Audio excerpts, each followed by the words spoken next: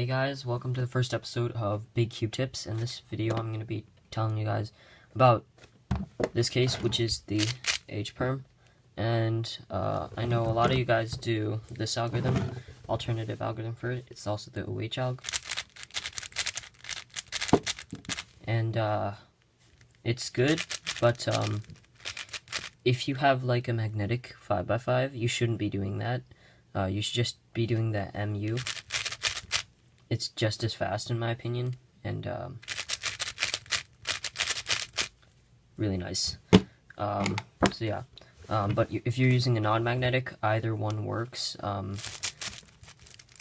H-Perm like this is kind of more pesky to do, because layers can lock up easier because it's non-magnetic, but see, like that one was pretty good, but you can also do this.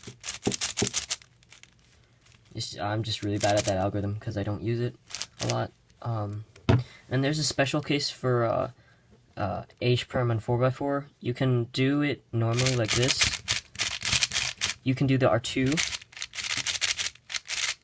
or you could do just this. It's just repeating these two moves.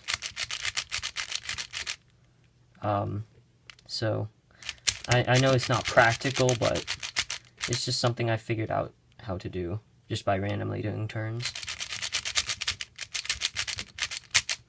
So yeah, thank you all for watching. See you guys in the next one.